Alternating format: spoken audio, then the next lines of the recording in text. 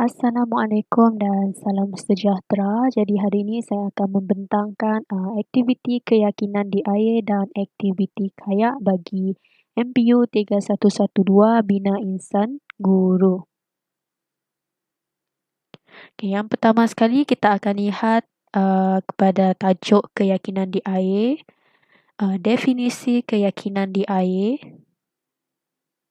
Keyakinan di air ini merupakan suatu aktiviti yang perlu dipelajari oleh seseorang sebelum dia melibatkan diri dengan aktiviti yang berkaitan dengan air. Contohnya aktiviti berkayak. Dan aktiviti ini merupakan salah satu aktiviti yang sangat penting untuk memberikan keyakinan kepada seseorang individu sekiranya dia berada di dalam air bagi memastikan dia tidak berasa panik, takut ataupun bimbang ketika melakukan aktiviti air. Jadi aktiviti ini dia memberikan keyakinan kepada seseorang sebelum dia melakukan aktiviti air untuk mengelakkan sebarang kemalangan ataupun sebarang masalah yang berlaku. Okay, kemudian kita akan tengok tujuan aktiviti keyakinan di air. Yang pertama ialah untuk meningkatkan keyakinan diri ketika berada di air. Yang kedua, memberi pendedahan tentang teknik menguruskan risiko-risiko yang mungkin akan berlaku ketika berada di dalam air. Yang ketiga, memberi pendedahan tentang teknik penyelamat di dalam air. Memberi pendedahan tentang perkara yang boleh dilakukan dan perkara yang perlu dielakkan ketika berada di dalam air. Dan yang terakhir, memberi pengetahuan asas seperti mengapungkan diri, menyelam, berenang dan bernafas di dalam air. Jadi ini merupakan antara tujuan-tujuan bagi aktiviti keyakinan di air. Okay, seterusnya kita akan tengok peralatan asas bagi aktiviti air. Peralatan yang pertama ialah buoyancy aid, iaitu alat apungan. Alat ini merupakan salah satu bahan bantuan apungan berbentuk seperti vest dan dilengkapi dengan tali pinggang. Alat ini diperbuat daripada sejenis getah kalis air yang lembut dan bahan ini berfungsi untuk membuatkan kita terapung secara menegak, namun alat ini hanya boleh bertahan dalam jangka masa yang pendek. Jadi fungsi bagi alat apungan ini ialah untuk membuatkan kita terapung secara menegak di dalam air. Okay, alat yang kedua ialah rescue ring. Rescue ini merupakan alat apungan yang berfungsi untuk mengapungkan seseorang individu, dan rescue ring ini digunakan pada waktu kecemasan. Okay, fungsi alat rescue ring dengan alat apungan fungsi yang sama, iaitu untuk mengapungkan seseorang, namun berbeza dari segi bentuk dia lah. Rescue ring ni berbentuk seperti pelampung dan digunakan pada waktu kecemasan. Okay, cara menggunakan rescue ring ini adalah dengan melemparkan ke arah mangsa yang hampir tenggelam agar individu tersebut boleh mengapungkan dirinya. Okay, alat yang ketiga ialah bot penyelamat. Bot penyelamat merupakan sebuah kenderaan yang bergerak di atas air. Kebiasaannya bot ini digunakan oleh anggota penyelamat bertujuan untuk mengelakkan mangsa lemas dan sebagainya. Kemudian kita akan tengok keselamatan di air. Yang pertama sekali ialah keluar dari air sekiranya anda berasa sejuk. Kemudian perhatikan bendera kuning di kawasan berenang. Sekiranya melepasi bendera kuning tu maksudnya air di situ deras lah. Jadi kita kena sentiasa perhatikan. Sentiasa peka dengan air pasang dan surut. Jauhi bot dan jet ski. Kemudian mendengar nasihat daripada pegawai keselamatan. Kemudian memerhatikan papan tanda amaran. Kita kena sentiasa berwaspada dan memerhatikan kawasan sekeliling lah. Kawasan di mana tempat kita melakukan aktiviti air tersebut.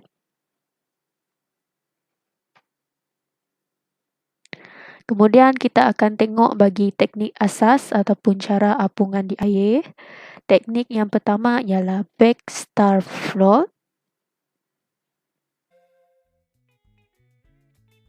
In this video, you're going to learn how to float on your back. Floating on your back is a very useful position as it allows you to breathe easily without using energy to stay on the surface of the water. Setelah kita melihat video sebentar tadi, jadi teknik apungan ini memerlukan kita untuk melentangkan badan di permukaan air, kaki dibuka berbentuk V dan tangan dibuka berbentuk T seperti yang terdapat di dalam gambar ini. Kaki berbentuk V dan tangan berbentuk T untuk membentuk sebuah bintang, dan kedudukan badan hendaklah selari dengan permukaan air, muka memandang ke langit dan perut diangkat ke atas. Kemudian tenangkan fikiran dan kawal pernafasan. Ini merupakan teknik apungan yang pertama. Teknik apungan yang kedua ialah apungan cendawan iaitu mushroom float.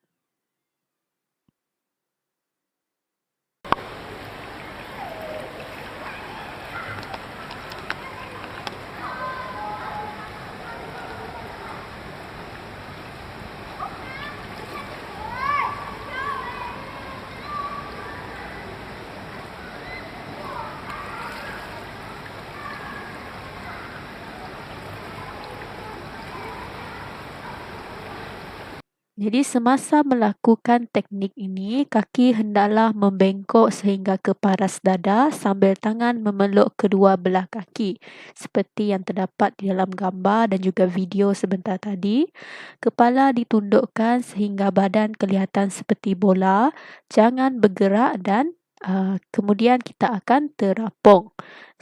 Teknik ini agak susah dipelajari oleh individu yang baru belajar berenang kerana teknik ini sebenarnya memerlukan kapasiti paru-paru yang tinggi supaya dapat menahan nafas di dalam air dengan lebih lama. Okay, kemudian teknik yang terakhir ialah apungan water trading.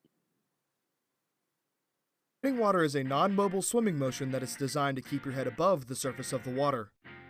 This motion requires very little expended energy, making it very efficient to do continuously over long periods of time if done correctly. Typically, treading water is used as an efficient tool to stay in one area of any body of water that is too deep for you to stand. Treading water can be divided into three major parts: your head and body position, your legs, and your arms.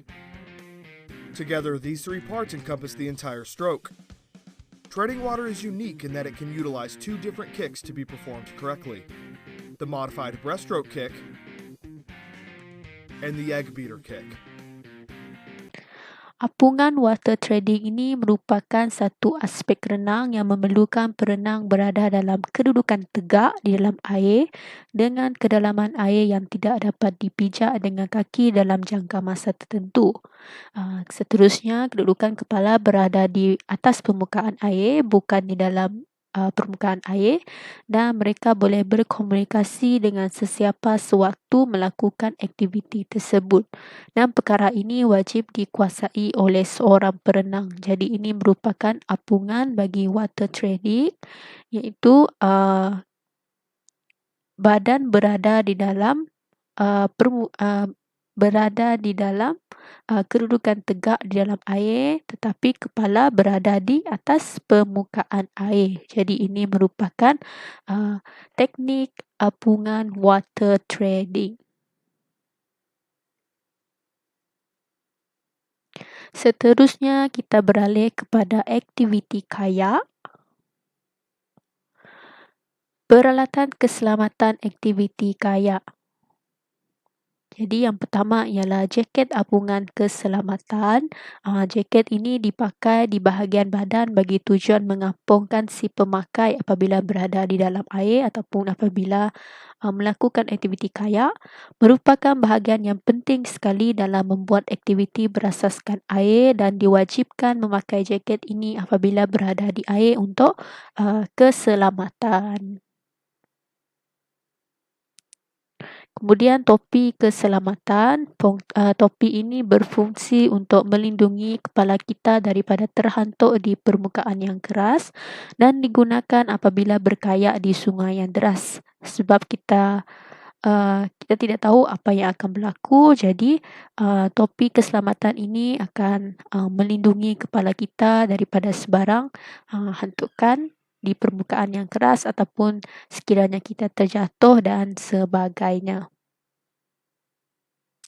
Kemudian skirt kayak. Skirt kayak ini dipakai di bahagian pinggang dan berfungsi untuk mengelakkan air daripada masuk ke dalam kayak dan boleh digunakan dalam aktiviti kayak arus yang deras.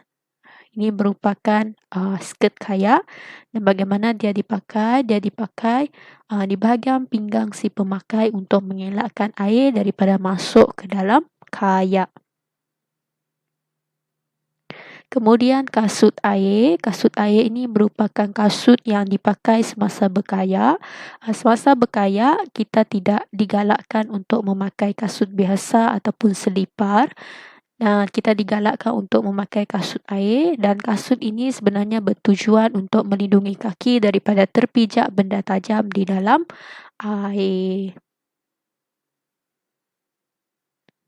Seterusnya kita beralih kepada langkah keselamatan semasa berkayak. Yang pertama sekali ialah digalakkan sistem berpasangan, body system, lelaki dan perempuan dan tahap kebolehan berkayak serta berenang. Yang pertama ini untuk yang Muslim mungkin tidak berapa sesuai. Jadi boleh sistem berpasangan ni bolehlah dilakukan dengan perempuan sama perempuan, lelaki sama lelaki, namun boleh dipasangkan dengan tahap kebolehan berkayak yang berbeza lah. Contohnya contohnya ada individu yang tidak dapat berkayak dengan baik, boleh dipasangkan dengan seorang individu yang boleh berkayak dengan baik. Dan kemudian memastikan setiap peserta dan jurulatih untuk memakai jaket keselamatan pada setiap masa suatu berada di kawasan perairan untuk memastikan dan membantu untuk apungan lah. Kemudian ikatan jaket keselamatan mestilah diikat dengan teknik yang betul dan kuat supaya jaket keselamatan tidak terlepas daripada badan para peserta suatu berada dalam air. Kemudian elakkan daripada mendekati batu karang, kapal, perahu, tide, reefs, whirlpool dan sebagainya supaya kita dapat mengelakkan sebarang kemalangan yang berlaku.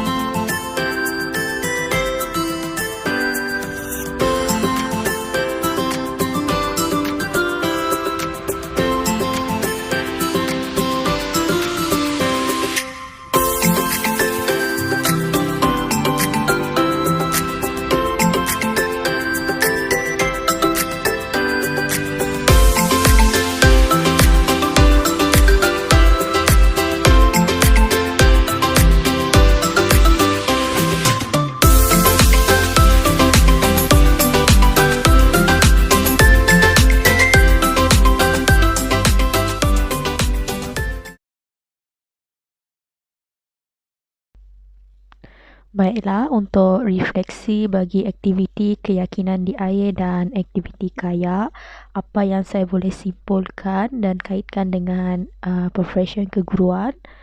Seorang guru ni dia perlu sentiasa berani.